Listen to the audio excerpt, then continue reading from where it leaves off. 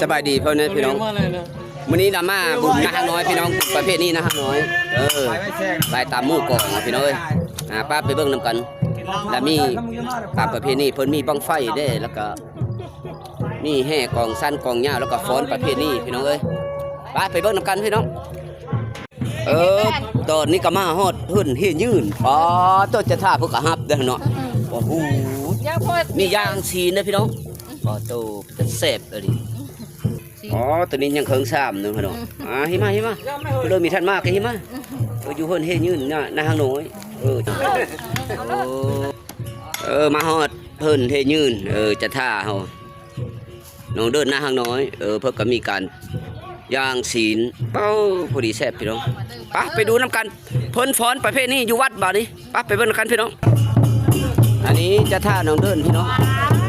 ประเภทนี้จะท่าน้องเดิน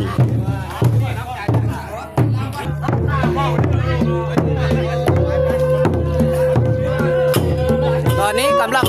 แห่กองเหย้ารอบบ้านพี่น้อง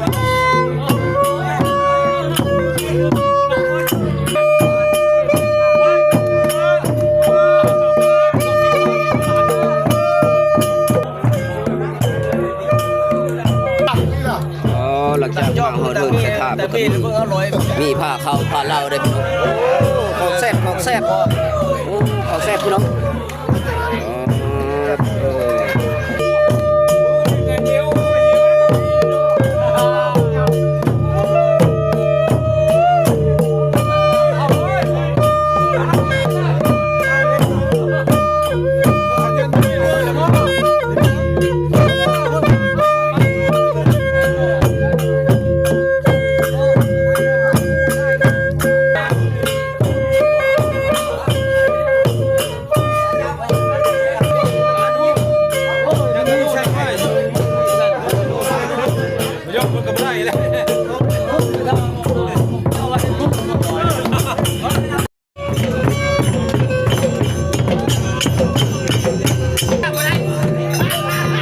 ห้างน้อยนี่มีเท่าหลังเดียวเฮิร์นฝาแฝด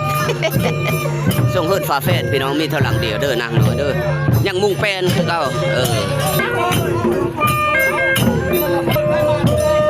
จะท่าสองบ้านร่วมจะท่าบัดนี้ร่วมจะท่ากุดแค้นน้องเดินมาเบิ่งจะท่ากุดแค้นน้องเดินบัดนี้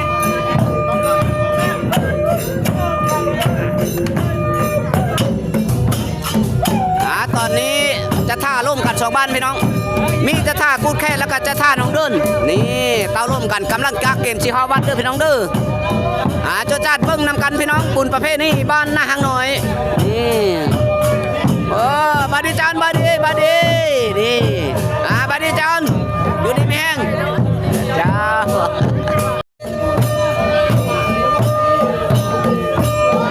กำลังเกมสีฮาวัดพี่น้องกำลังเกมสีฮาวัด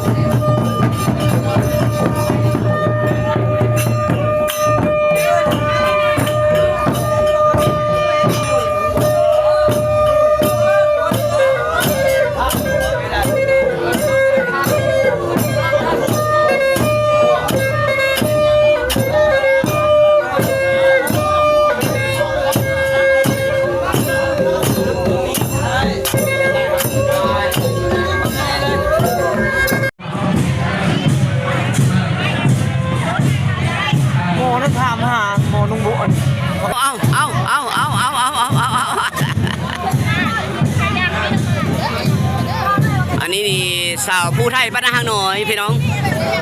บุญประเภทนี้บ้านหางน้อยเด้อพี่น้องเด้อนี่สาวผู้ไทยกำลังกาเกมมาฟ้อนพี่น้องทีมงานบริจาคขนมพี่น้องนี่ก็มีทางทีมงานบริจาคบัดดีจานบัดดีเจ้า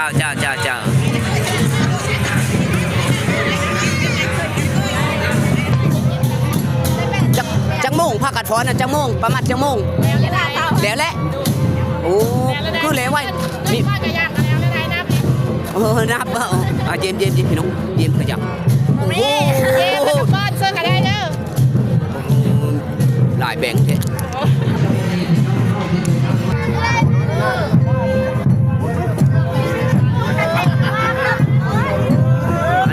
ทีมงานบริจาคน้ำดื่มพี่น้อง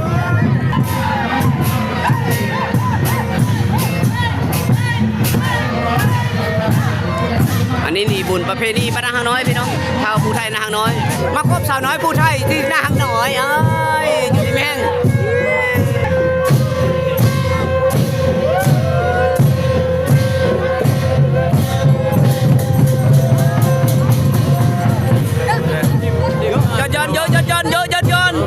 ยนอันนี้สาวผู้ไทยนาหางน้อยได้พี่น้องทีมงานไปเลยว่ะสบายดีอันโจจัดอ่ะโจจัดอันนี้จะท่าบังให้พี่น้องนี่ทีมงานบังให้โจจัดพี่น้องตอนนี้กำลังแห่หุ่นให้โคตรพี่น้อง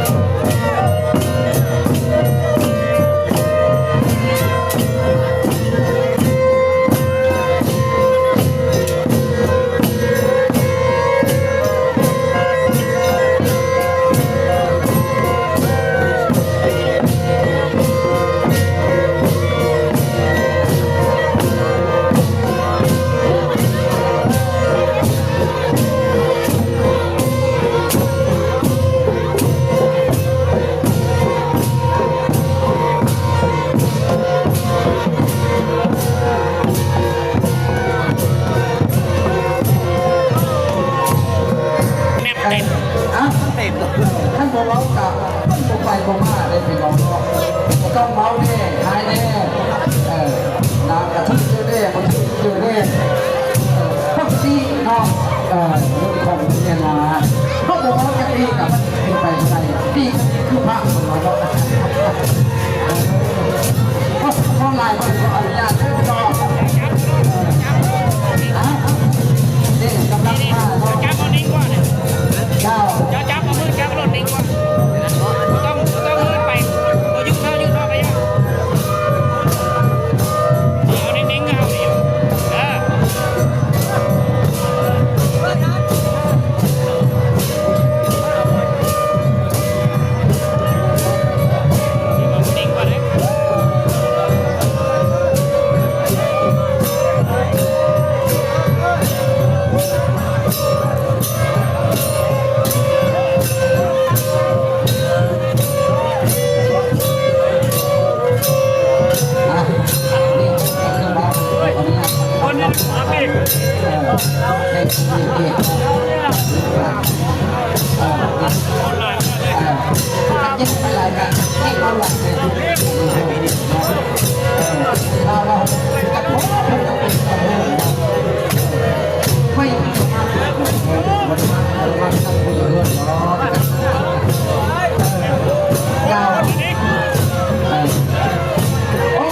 สวรรค์เมืองคนพี่น้องสวรรค์เมืองคน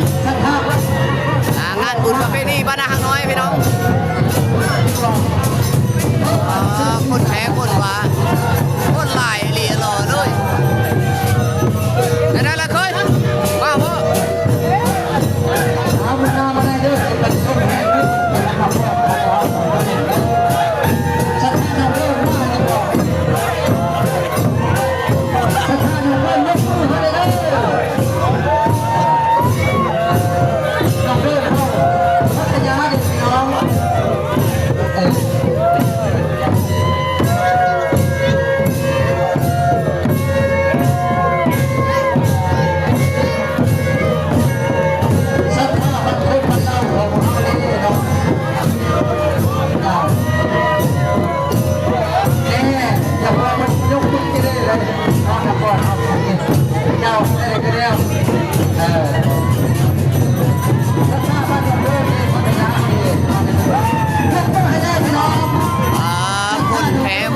คนแท้คนว่าพี่น้อง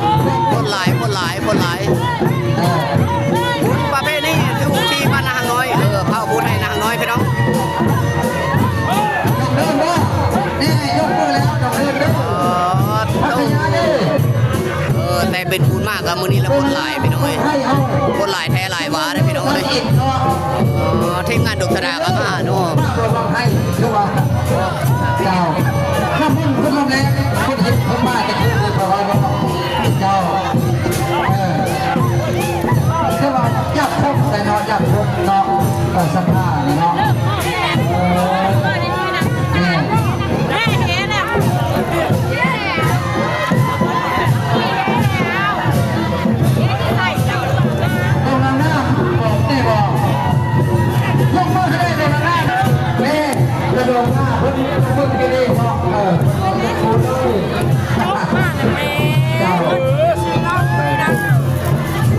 อันนี้บุญประเพณีเผาผู้ไทยอยู่ที่บ้านนาน้อยเมืองอัญชพลแขวงชนเขตพี่น้องคนหลายแท้หลายวาพี่น้อง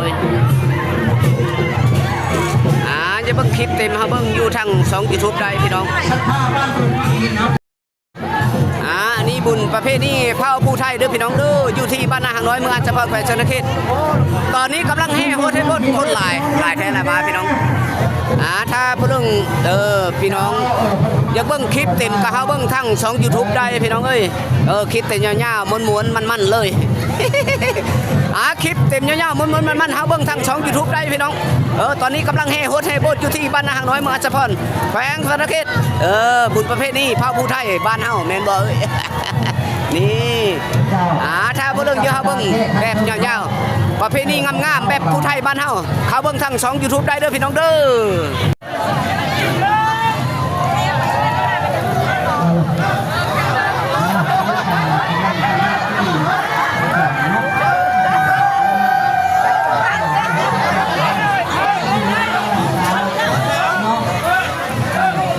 อันนี้งานประเพณีบุญประเพณีเผาผู้ไทยบ้านนาหางน้อยพี่น้องเมืองอัญชพลแขวงชนเขต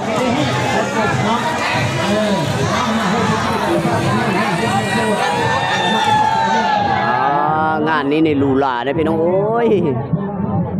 โจดจัดลูลาเลยคนหลายพี่น้องเอ้ยมหกรรมประเพณีงานหลายพี่น้องคนหลายบอสก็แต่ไปท้ายทำมันนี่ก็เขาบ้านนาน้อยคนหลายพี่น้อง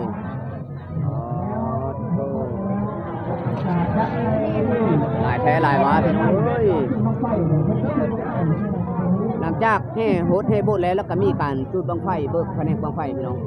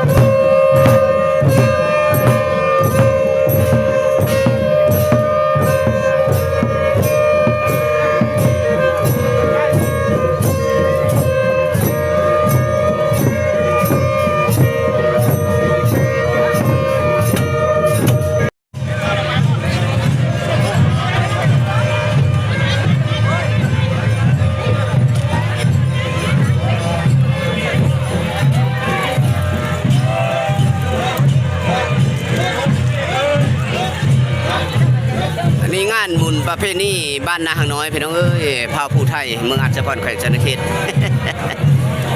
เข้าเบิ่งเข้าส้มกันเด้อพี่น้องถ้าจะเบิ่งคลิปเต็มคลิปยาวก็เข้าเบิ่งทั้ง2 YouTube ได้พี่น้องเอ้ยตอนนี้กำลังโจดจัดอยู่ที่บ้านนาหางน้อยเมืองอัญชพลแขวงชนเขตมีคลิปเต็มคลิปยาวคลิปม้วนๆมันๆรอทานอยู่ ทั้ง2 ยูทูบเบอร์ติดตามได้เด้อพี่น้องเด้อปล่อยบ้างนี่ปล่อยบ้างเด้อปล่อยบ้างเด้อปล่อยบ้างเด้อ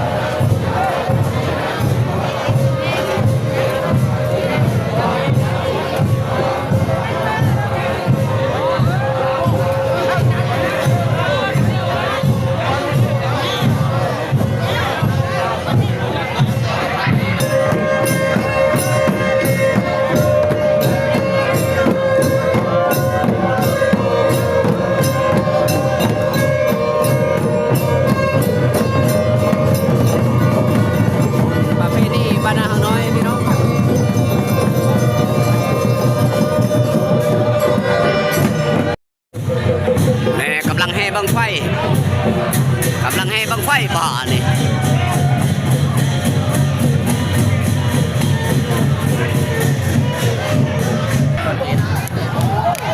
อันนี้ประเพณีพี่น้อง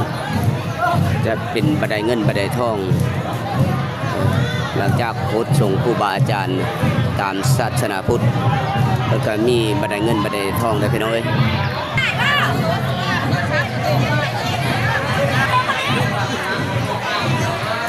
ตอนนี้กำลังใช้สะพานเงินสะพานทองพี่น้อง